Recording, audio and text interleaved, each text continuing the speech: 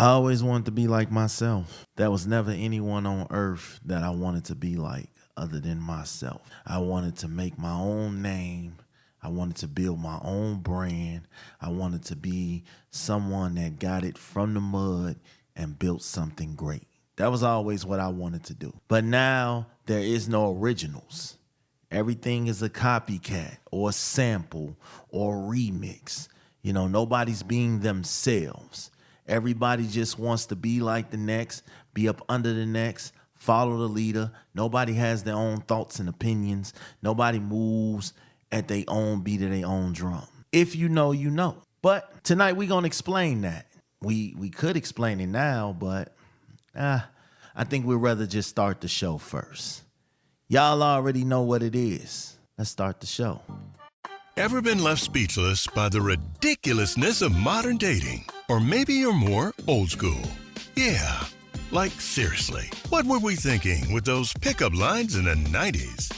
This is I'll Explain All This Later, the podcast where we dissect the crazy world of relationships. From dating app disasters to in-law interventions, we'll cover it all. Now, some of our takes might be a little hot, but hey, that's what you get when you press play and tune in. We'll explain the logic behind it all. Eventually. Anyway, let's dive in.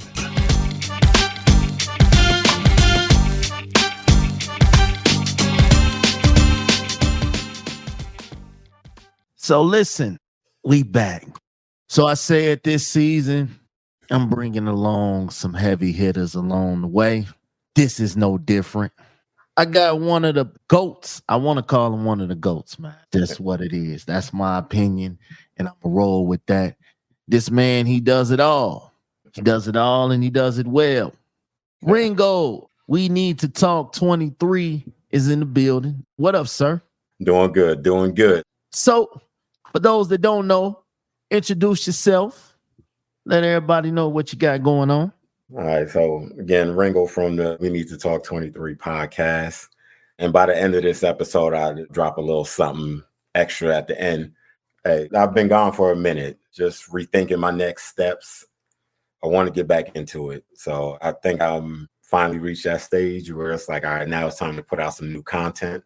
I'd say if you go back and check out some of the previous or old episodes, you see what my podcast is about. It's all about freestyling, having a good time, just letting the conversation go where it may. And I discuss everything, religion.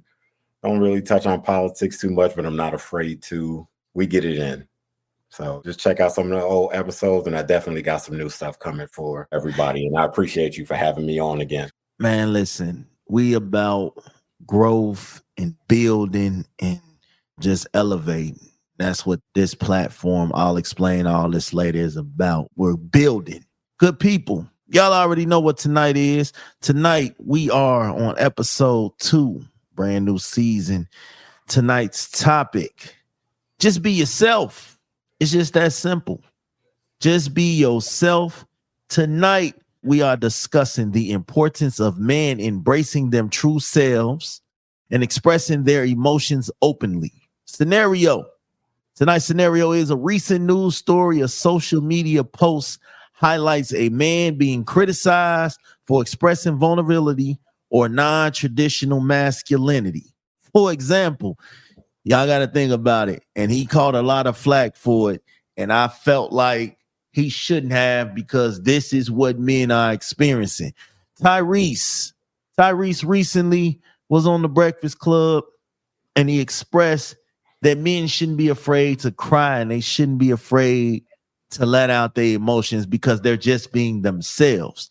Society has us so stuck that at the end of the day, we forget that we're human. Yeah. We're men. So tonight, it ain't just about crying. It's just about being who you are, being true to yourself. See, everybody tries to fit in and build clout and want to be a part of the cool crowd. When you spend so much time reflecting on self, you don't have time to worry about what nobody else thinks of you or what nobody else desires of you, because you are already confident in self. And I think that's what we're missing. So tonight, Ringo, what's up? Let me ask you a question. Yes, sir. Give me a definition, in your opinion, of toxic masculinity and the negative impact that it has on mental health and relationships in your mind. Toxic masculinity. That's not hard to define, but it's hard to answer only because the definition, I think, has gotten so watered down. Everything is toxic. If you say you don't like something, everybody else like, oh, he being toxic. It's not being toxic. Again, that's me. I'm telling you what I like. And it gets to a point where they say toxic masculinity is honestly, it's just some men being men. And if you express yourself too much, that's toxic. You being toxic. Or if you speak your mind, again, they consider that to be toxic. I don't have to like Mhm. what everybody else like. For example, I'm a big fan of the WNBA. You got some people that say they don't like the WNBA. They would consider that to be toxic masculine. That's not toxic. Maybe they just don't like the WNBA. Facts. Maybe that's not their cup of tea. For me, that is. And then I want to say one of the downfalls or the impacts of mental health would be people get lost in there because again, they're trying so hard. They want to fit in with everybody else. They want to be part of the in crowd. You're gonna lose yourself in there. And at some point you're gonna lose yourself. You're gonna forget who you are. And then when that time comes when that crowd that you were chasing or following kicks you to the curb, it could lead to depression. It could lead to a whole lot of other things because you spent so much time trying to be what everybody else wants you to be and not what you are. That's when that depression and anxiety and all those other things kick in. And people spend their whole life trying to be accepted. And in that process of that, they don't know who they are. Yeah. You become so many different people trying to be the it factor. And I myself can speak on this because for the longest time, I really tried to gain acceptance from family, from friends, from women, and because I wanted to feel important. So I did things and I said things and I accepted things that generally went against everything I stood for. But because I felt like if I didn't, we ain't messing with him. That ain't what we doing over there. So a lot of times people get sucked in to wanting to be loved and to wanting to be accepted. That's toxic in itself because you're saying and doing anything that everybody else wants you to do instead of thinking for yourself. And a lot of times we get lost in that. Like you said, you lose yourself trying to gain the acceptance of the world. It's so many people who shut themselves out and who they are because they want to be accepted by social media, by the people around them, by the people that they work with, by the people that they know. When you brought up the WNBA, I argue with so many people about the whole Caitlin Clark situation. And it's like, I don't think Caitlin Clark is trash. No. I don't think she's trash at all. But the minute that you tell somebody, I just don't like her game. I don't like her as a player. Oh, you a hater. And this is what the world is talking about. And she made the WNBA great. And it's like, okay, great. She had a great year. It doesn't make me a fan. I can appreciate what she does, but still not be a fan. This is where society has it all twisted. Like, I'm going to be me. I'm not going to tell you I like something just to get on your good side. Like, I used to be so good at that, pretending and yeah, you could cook. Yeah, I like all that. Yeah. And I didn't. But because it was available and it was here, we say things, we move in different ways just to get what we want. Like, you know how many arguments and things that I have experienced in life, and I've fell on the sword and been like, you know what? You wasn't right, but for the interest of having peace, sometimes you got to fall back and just say, yeah, all right, you got it. I don't feel like arguing or fighting over nothing stupid. So sometimes you have to choose your battles. I've always wanted to be myself. I've never wanted to be anyone else. You know how they be like, oh, I want to be like you when I grow up and things like that. I've never had one of those experiences. Like the people that I looked up to I wasn't looking up to them because I wanted to be them. No, I wanted to get and do what you're doing, but I wanted to do it my way. And it's scary. It's I, scary when in this day and age, when you have your own mind, when you have your own thought process, when you have your own goals and dreams, they fear that. They don't want you to have your mind. And if you don't have the opinion that they have, then you're nothing. They start to build up a wall against you, and all you did was give your opinion. And I I, think growing up the way that I grew up, they used to always rappers and music and everything like that. They Mhm. made going to school like the worst thing in the world. They made like raising your kids and having a family life and coming home to one woman and all this society made all this uncool. Like if you're out doing those things, Mhm. you're uncool because they basically telling you these things they don't want. They're not promoting those things. This is why music is the way that it is. No, a lot of artists are not promoting family and generational wealth and buying your neighborhood back and doing things like that. They're not promoting that. What are they promoting? Guns, shootings, violence, drugs, drinking. These are the things that get people's attention. When you out here and you trying to live your life the right way, they got a problem with you. So let me ask you this. Mhm. Do you feel like expectations of other people's expectations of you per se, Mhm. often pressure us to not speak up or say what we feel or be around? Because it used to be a time where you couldn't have emotions, you couldn't have feelings, not in public. You had to suppress that, you had to hold that stuff inside. You've ever had moments like that where you just you don't have to keep what you feel inside to spare other people's feelings or things like that? How did you maintain that? What would you say is something that helped you get through and just learn to start speaking your mind and not holding back? I'll say I have two damn good examples for that. And I was thinking about this when you were talking, was that when I was younger, like for anybody that grew up with me in New Jersey and stuff, I've always been Mm, a bigger kid. So I was 6'2" when I was in the fifth grade. And I was never a basketball player. Baseball was my first sport. And at some point it came along where they kept telling me, they're like, man, as big as you are, you should be playing basketball. Ain't no black people playing baseball, all this stupid shit. And then it got to a point where it's just like, you know what, maybe I don't want to play basketball. I had family members that was telling me to go play basketball. So at that point, I didn't argue it. I didn't fight it. I was just like, all right, I'm gonna go play basketball. And then it got to a point to where I played basketball and I was pretty good at it. I'm not saying I would have made it to the NBA. I think I had good enough talent to where I could have gotten a scholarship to play mm, basketball. But baseball was my first true love. So once I got to the point where I fell out of love with basketball, basketball went from being fun to being a job because the high school that I went to, we had basketball practice 5 o'clock in the morning and mm, 3 o'clock after school. So we had basketball practice twice a day. And it got to a point where it was just like, I don't get to hang out with my friends no more. I don't get to hang around the girls like I want to and all this other shit. So it got to a point where basketball was now work. And I yeah. played basketball, as you said, to please others.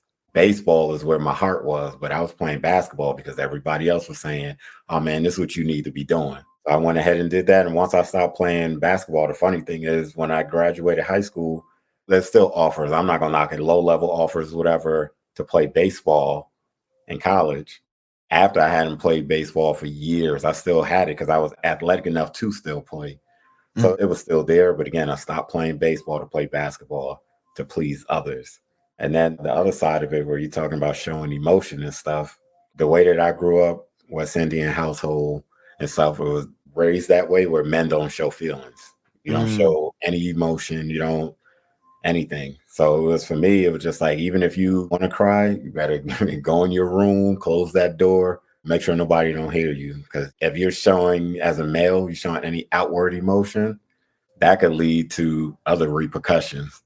You know what I mean? I'm gonna Mm. get my ass whooped by my uncle or something like that. Some one Yeah. of the male figures in the family, And because that's for showing emotion. then that's what showing emotion. Yeah. You know what I Yeah. mean? So "Are you crying? What you crying for? I'm gonna give you something to cry about." All that type of Man. shit. And the only way I kind of got over it is with my wife and my sons, because Mm. I know what it was like to compress all of that. Because then you Yeah. find yourself is building up, you're gonna explode on the wrong person. And I could honestly say, I think the first time I ever really cried in front of somebody else was my wife. And I'm not talking about funerals or nothing like Yeah. that. I'm talking Yeah. about like cried, and my wife, I'm 6'2", my wife is 5'2".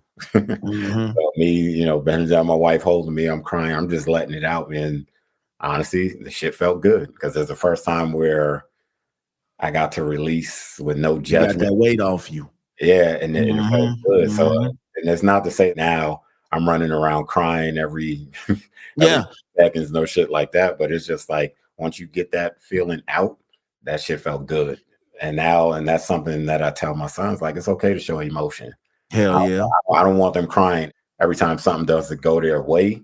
Facts. But if you need to let it out, let that shit out, because holding that in, especially nowadays with the way that mental health, the way they focus on mental health, because Hmm. in the 90s, mental health wasn't a focus at all. It Yeah. wasn't, go talk to this therapist. It was none of that. Our kids, thankfully, have that resource open to them. So that's where I not turned away from it. That's where I opened up and changed what I knew was opening up, crying on my wife's shoulder, and then also not wanting my kids to go through what I went through. Like I said, beating them for showing emotion.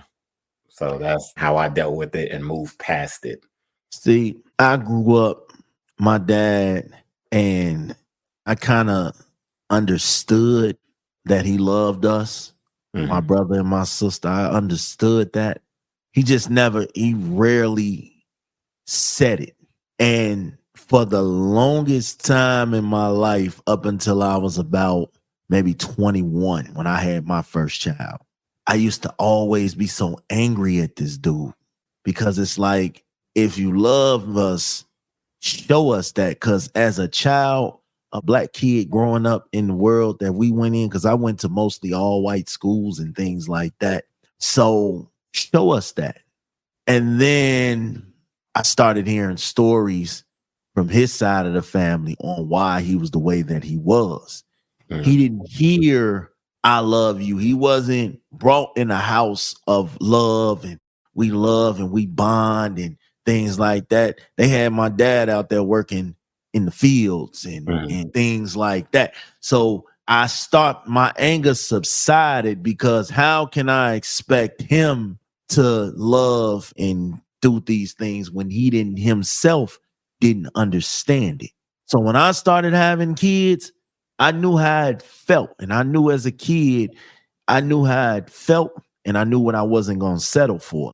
So I spent the majority of 17 years being a parent, loving and honoring and listening and respecting my children and giving them a space to know that, hey, you can talk to me about anything.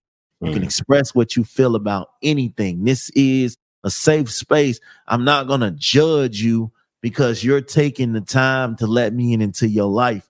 And this is what I live for, man. Just sitting here and knowing that I have all of these children who have so many thoughts and so many expressions, it makes me feel good because at the way that I was coming up in these streets, that whole "you'll be dead or in jail by the time you 21," I heard that almost all my life. I was out here reckless. Couldn't stay in nobody's school. I was getting kicked out left and right. My mom's was a mail carrier. She would have to get off her route to come up to the school and sit with me. She mad because Yeah. now she missing money. And the first thing I knew was when I got out of school, listen, this is what changed it for me. It gave me a whole different perspective about how emotions work. My mom got tired of coming up to the school. My uncles would come up to the school and they would make me do push-ups in front of the class. And they whooped my ass in front of the class. And they would make me stand there and hold books and stuff in front of the class. Like, okay, you want to act a fool, you want to give a spectacle, you want to do all this, we're going to show you how that was. And I think it was scary because as angry as I felt, I started lashing out at the other students because I couldn't do none of my uncles. So you start lashing out at the ones that's laughing and hee hee ha ha. And like you said, once you find someone who you can trust, and when you're letting all these emotions out, I let years and years of pain and hurt and anger and all that out. And when you said it feels good, yes, because finally, after having all that bottled up years and years, and I used to wonder like why people don't get in touch with the side that they're designed to have. We are designed as men. They sit here and tell us you ain't supposed to show emotion. You ain't supposed to be tired. You ain't supposed to feel like giving up. You ain't supposed to go through nothing because you're a man. I'm pretty sure you've heard that. Yeah. Because that's how they try to program us to make us feel like. I've even dealt with women who felt like if you crying and all that, they wasn't trying to hear none of that because they were programmed to understand men don't cry, men are not supposed to be vulnerable, things like that. So I sat out and I said, man, I got to stop listening to what the world thinks and wants and what their expectations of me are, because I was expected to be something so bad. I had to defy those odds. Like, yeah, you're going to be dead or in jail. Soon as you turn, by the time you turn 21. So once I made it to 21, and I had kids and I was in my own space and all this and all that, then here comes the real hate. You still ain't shit. You still ain't nobody. You still ain't this. You still ain't that. I stopped paying attention to those because it's like every time you reach a bar, they try to downplay that bar. Like, that ain't shit. That ain't nothing, man. I had that when I was 15, blah, blah, blah. It's like they try to downplay your accomplishments and downplay what you feel is important and what you value and try to make it seem like it's so insignificant when the whole time they're upset because they didn't think that you would be where you are or where you're going. So now they try to kick your legs from under you. Me, I ain't gonna let you do it. That's why I've always had this thing where I'm loved because I'm me. I don't want to be anybody else. I'm me. I come off as me. I'm loyal. I'm genuine. I'm respectful. I will give you the honest truth about what I feel, and I'm not going to sugarcoat it. I've lost plenty of friends, and then I've gained plenty of friends who feel like, he gonna keep it real with me. He's not a yes man. And once people start realizing that you're not a yes man, they're either gonna do one or two things. They're gonna respect that and appreciate that about you, or they're gonna get away from you and find someone else who will tell them, yes, you're right. Yes, you do everything correct. Yes, you ain't in the wrong. I've seen it. Yeah. I've lost family members for telling them, hey man, you're out of pocket. I've lost friends for telling, hey man, why are you spending more time hanging out with us than your kids? I can't be friends with you if you ain't doing what's righteous. You don't have to listen to me. But in that situation, he got upset. And I'm like, yo, you always kicking with us, man. And it started off because he got a phone call from his baby mama. And she asked him, yo, I got to work. Can you come get the kids? And his response was, man, I'm hanging with the fellas. I can't do it. And that shit irritated me because it's like, bro, it ain't like your baby mama out here trying to rip and run the street. She's saying she got to work. It's a no-brainer, especially considering that I'm a father. And it's a no-brainer for me. I can understand if she was trying to go to Vegas or go on a girls trip or something like that. She out here trying to make ends meet for your kid. We can hang later. You can go get your kids. I can go get my kids. We could do something like that. But I just feel like a lot of times people be intimidated by losing friendships, by losing relationships, by losing family, by losing jobs, that they be scared to say what they really be wanting to say. And it's always crucial to be yourself. That's it. I think part of it too is if you really call yourself my friend, you call yourself my brother, anything close to that, I expect that from you. I expect you to tell me, hey, you fucking up. We all need that accountability. Because then, like I said, when shit go down, that same person who didn't want to hear you will be the same person turn around and go, yo, why you ain't tell me I was messing up so bad? I tried. And when I did, you want to bite my head off and you want to come at me like I said something wrong. Because for me, in that instance, I'm the opposite of you. So like I grew up, I never met my father. I So remember you telling me that, yeah. so for me, it's like, all right, if you anything to do with my sons, like I said, hey, it's like I gotta go do this. Cause like I said, I know what that feeling is like, like I said, to play sports, to do all of these things, or have Father's Day at your school or some shit like that, and nobody showing up for you. Or and not knocking my mother, or my mother showing up and everybody else father there. I got somebody there to support me, but like I said, you want your father there. So if somebody holding you accountable because you tripping and you want to hang out and party instead of hanging out with your kids, that's something else. I'm with you. That's something that's hard to respect. You can't hang with me. Nah, that's too hard to. I ain't gonna lie to you. And as a man, you work with kids. Mhm. So I'm pretty sure you've ran into a lot of them who don't have father figures or things like that in the home. So I can't respect it, especially since I came up.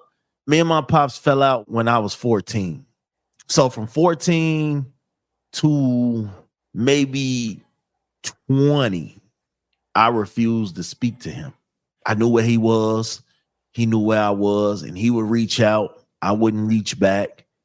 And for them 5 or 6 years that we didn't speak, my sister would speak to him. My brother would speak to him. But we didn't have that closeness. And things work in mysterious ways. So I was living in Chicago at the time, and he was living in Minnesota. He was visiting Chicago as I was visiting Minnesota the same weekend. And I ended up getting a phone call from my brother. And he like, yo, you got to hurry up and get back to Chicago. Pops just had a stroke. And a big part of me was like, this man ain't bothered to reach out to me, and well, he has, but I didn't want to reach back. And it was like, all right, well, you got to swallow that. This still your pops. Mm-hmm. So I got on the first thing smoking to run into him. And I kept praying the whole time that we was here, like, just let him be okay. We still got time to hash this out and figure this out. We still got time. Mm-hmm. So I ended up getting to the hospital. He was okay. And me and him it was just like, we knew what the other was feeling. Mm-hmm. And sometimes you don't even, you know how you have them moments where you know I messed up, you messed up, and sometimes you don't even have to say it. Yeah. And my dad is the reason why I'm so strong the way that I am. But again, he was like growing up in your household. Men hold their own, men handle their business. They don't make excuses. They do what they're supposed to do, regardless. When I had my first child, first thing he said to me was, you know what you're supposed to do. Handle your business. And I'm going to say this. I let him around my kids. Mm-hmm. And I told him the value of this is we all get a second chance to mend fences that were broken. But I told him, I said, listen, me and you, we didn't have the greatest childhood. I didn't have the greatest childhood, but these are my kids. These are them. You got one opportunity with them. Mm-hmm. And I got to shut that down. I'm not going to let them go through. And I can truly say this. He is a better grandfather than he was a father. And crazy, but it's the truth. Like my kids, they love him and they're scared of him at the same time because he's a big, intimidating dude. Mm-hmm. But I think sometimes that stigma that men can't fix their issues and men can't tell each other that they love them and that they can't talk to other men about their problems and things like that. I've always been big on if I have an issue and I know that someone is going to get me straight, whether I want to hear it or not. Yeah, I'm going to listen. I'm going to take heed because there are people out here that have been through what I've been through. Mm-hmm. So wisdom, we call them old heads. They've been around the block. They've been there. These are the people I want to affiliate with, the ones that got up, did the 9 to 5, made their own money, built a family, took care of their kids. These are the people that I'm interested in being around and learning from. I'm not interested in learning from the same ones that's still on the block or the same ones that's still doing mischief or the same ones. Eventually, you have to show me something that says I'm growing up, I'm evolving. If you're still doing the same stuff we was doing in high school, I have no interest in you because you can't help me. I think sometimes too is that people, and I think this goes both ways. I think a lot of times too, people think that there's a certain time, and this is a societal thing where I think a lot of people think that there's a certain time that certain shit should be done by. They say I use women, for example, women that, oh, by 25, whatever, you should be married and all this other shit. So sometimes for men, we mature later than women. And just because, for example, you got your stuff together at 21, you got some people that might not get their shit together till they're 30. Yep. Doesn't mean that they're a piece of shit, they're not salvageable. It just means that their process, their timing is a lot different than ours. Because like I said, for me, I don't know. I think I was always mature, but I think for me, I think I matured early and then it just continued on. There's other people my age that didn't hit that until, because I'm 45, they didn't hit that mark until they were in their late 30s, early 40s. And that's okay. It's just important that we understand everybody's timetable is different. Just as long as you get there is the key. It's not to be 45, we looking at retirement, you still looking at the same shit. I'm at 45. I don't want to hang with somebody that's in the club every weekend. We too old for that shit. Every once in a while, I'm there for it. Yeah. But every weekend, we going out drinking, we going out to the club every weekend. Nah, later for that shit. That's too much. You're not progressing at all. You stuck. People will tell you, oh, nah, you ain't gonna be able to do it, or it ain't gonna work, or you ain't gonna make it. And you hear it so much that you start to believe it and you start to doubt your own potential and you miss out on everything that it could have been because you decided to listen to somebody else. So I live in a world now, your judgment don't stop me. What you think about me don't stop me, because at the end of the day, I have to make it the way that I'm supposed to make it. And I'm going to do everything that I'm supposed to do. A lot of times I used to doubt my own potential and my own abilities and my own thoughts, because hearing you ain't gonna be shit and you ain't gonna make it and you ain't nothing without me and blah, blah, blah, blah, blah. It makes you doubt your own capabilities, or it is fuel for you to push yourself and believe in yourself and trust yourself and trust your instincts and trust your plan and trust and use that as motivation. Like, yeah, for everybody that said I wasn't going to make it and I couldn't do this, cool. I'm going to show you. I'm going to use that. You know what I'm saying? So in sports, they call that bulletin material. Yes. Where like you hype yourself up off something that somebody else said. The Water Boy, one of my favorite movies. Hey, he would visualize everybody that fucked him over and tear they shit off just off the strength of, you said I couldn't make it. Watch this. So I had to grind, man. I used everything that everybody said I couldn't do, and we turned it into positives. And that's what I tell my kids. You got to have your own mind. Yeah. You control your own destiny. You make your own decisions. You do what you're supposed to do. Everything else will fall in place. You will fall. You might fail. You might not succeed them first few times, but that's okay. That's motivation to get better. And I've always said, I'm not a two-faced individual. I am me. Not going to change because I want your love and your acceptance and all this and that. If somebody's not accepting you for you, you're in the wrong crowd. Yeah. If I got to pretend and flex and front and be someone that I know that I'm not, just because I want you in my life or I want to be around you, I'm in the wrong space. Yeah. Take me as I am. Straight up. Take me as I am. And that's more dangerous in the end, too. That's where a lot of pressures and stresses and different things come from, because you're selling yourself short. Because if that person feels that way, maybe that's not the person for you. Maybe they're trying to have you speed up your timetable. Because again, for me, I always look at a lot of things as what's for me is for me, and my timing is my timing. Facts. And that's where a lot of hate and things come from, whether it's friends, family, or whatever. Mm-hmm. Like, oh, you should be this, you should do that. No, no, no, no. That's your timetable. Yeah. That's for you. Perfect example that I can use for myself. I've been in school in college since 2000. I finally graduate next year. I'm like, Okay. so I'm like, it took a process, but that was my timetable. Could it have Yeah. been sped up by different things? Yes, but then I would have missed all of those little lessons in between that I was Mm-hmm. supposed to get and supposed to have along the way.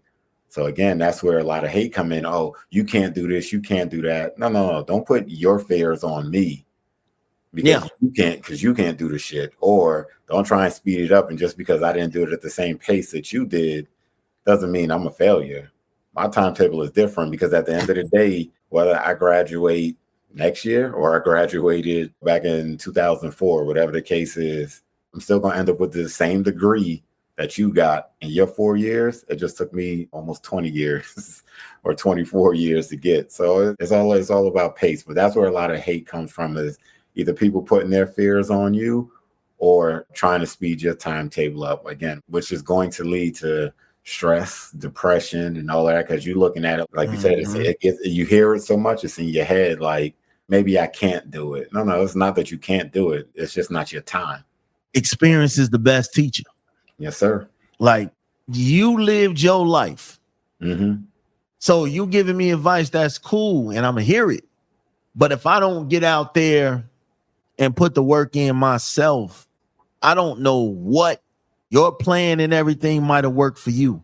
And you can give me the game. You can teach me the ropes. You can do all that. But if I don't get up and get out there and do it myself, I've never been through it. There's a lot of things. I had never been a father before, but I knew exactly the kind of father I wanted to be. You know what you didn't want for your kids. That's what I had to learn. Because for me, it's just like, I never met my father. So my teacher, the things that I learned about being a father is the stuff that I learned from my mother. Like my mother teaching me how to shave, shit like that. So it's just like, okay, I know what I didn't have. So I'm like, all right, I'm going to make sure that my sons have that. That's what it is. It's just, like I said, we know what we don't want for our kids. And that's what we try to make sure we give them, are the things, make sure that they have the things that we didn't have. I always try to say, I'm going to teach my kids first before I let the streets do. Oh, hell yeah. Before I let the world do it, before I let social media do it, I'm a teacher. Because when they out here and they're going to make mistakes, and the first thing that they're going to say is, where were you at? What did you teach them?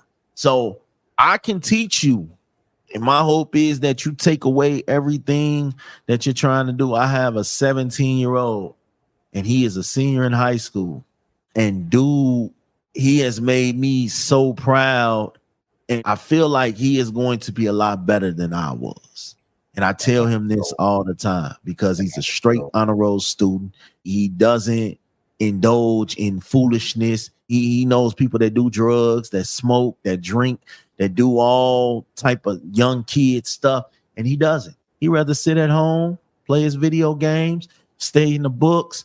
He listens to his mom. She doesn't give her any issues. He doesn't give me any issues. So, of course, it's easy for me when he calls me, hey, Dad, can I get this? Can you send me this? Can I get this? Can I buy this? Can I do this? It's easy for me to say, yeah, because you're doing what you're supposed to. And that's the best lesson I told him. I told him this over and over throughout the years. Do what you need to do so you can do what you want to do. Yeah. This dude, I feel like at 17, he is way better off at 17 than I was, because I was chasing women. I was doing stupid stuff in the streets. I was not listening, coming home when I felt like it, doing whatever I wanted to do, in and out of juvenile. At 17, I didn't have a grip on life, but I do now because of him. And I tell him this all the time, dude, you saved my life. You did, because if it wasn't for me feeling like I am responsible for this life is mine, I'm responsible, I had to change my ways. I started being respectful towards life and respecting that my goal is to come home to my son. I have a son. That was it for me. And then 3 years later, I had 2 more sons a month apart. So life was coming at me really fast. So by that time them 2 came, I felt like I had knew everything it was to know about being a father. Shit, all that shit changed. They like, oh, okay, you big time now. Imagine buying 2 sets of diapers for 2 different houses at the same time. They're a month apart. So I'm out here buying diapers and wipes and clothes, and it was just chaotic. But I think it's just experience, man. You living, you learning. And I never forgot to have fun. That's what it was for me. Like, just because you're an adult doesn't mean the fun stops. And while we at it, man, before we get ready to wrap this up, I do want to tell you, man, congratulations. I seen that you just celebrated another anniversary. Shout out to you and the missus for that, man. That's a beautiful feeling. But listen, ladies and gentlemen, the floor is yours, man. I want you to go ahead and let people know what you got going on, where they can find you, and what's in store for you. All right, appreciate it. So again, so the announcement that I said I would make on here, and again, appreciate you for having me on. So I got a website coming out. So, although I haven't been posting any episodes or anything, I'm still working. So I have my own website coming out. I'm hoping to drop it next week. As a matter of, I can't say next week because you can edit that out. But I'm hoping to drop it soon. And then I'm also working on a second podcast of my own. It's going to be more in the true crime realm. But it's when that comes out, again, I'm trying to have a first episode out sometime this month. And when I do, like I said, I'll definitely hit you up, let you know about it. So I'll still be doing the We Need to Talk 23 podcast. And then I'll be dropping the name of the new podcast. Like I said, I'm going in the true crime realm. Love it. That's one of my favorite genres. So definitely look out for me. You can find me on TikTok. And I only do TikTok and Instagram. We Need to Talk 23 pod. You go on there, you'll see all the stuff I do. Again, I do work with kids. So every once in a while, you'll see me posting things from some of the kids that I work with, stuff like that. You'll see different interviews and stuff that, that I've done in the past. Yeah. Just tap in. You interested? You want to be a guest on the show? You have a topic idea? Again, I'm not outside of taking any recommendations from people, any comments, feedback. If you think I need to do something better, let me know. That's the only way I'm going to get better at it. Man, yes, sir. Listen, one of the things that I've learned is being true to self will get you indoors that being fake will never get you into. And I've always wanted to just be myself. And when I look around and I see everybody that's moving and grooving and learning, I'm learning. I'm in the background. I'm watching. So sometimes you just gotta being yourself is better because you don't have to live a lie. You don't have to live and keep trying to lie and build up a facade and all. I don't be having time for that. You're gonna know who I am through the door. I'm a flawed individual. I make my mistakes, but I learn from them. And as long as I learn, I'll be all right. Listen, on the very next episode of I'll Explain All This Later. And I just want to say we're not going to stop. Like, we're going to keep pushing and keep doing everything that we're supposed to do. The next episode, we're going to be discussing closure. What does closure really look like? I mean, last season we talked about moving on. This episode, we're going to talk about closure. We're going to really dive deep into that. So I appreciate my man Ringold for coming through. You got a standing invite with anything that I do. It's always going to be that for me. But yeah, go tap into it with him. Get ready for the new crime realm. Listen, I'm a true crime dude too. So I'm big, especially coming from Chicago. I study real life stuff. So yeah. I'm with it. I'm excited to hear that for you, man. Listen, y'all already know what it is. I'll catch y'all on the next one. All right. I'm out. Thanks for listening to I'll Explain All This Later. Please like and subscribe wherever you listen to podcasts. And join us again next time for more outlandish takes on relationships and the dating life.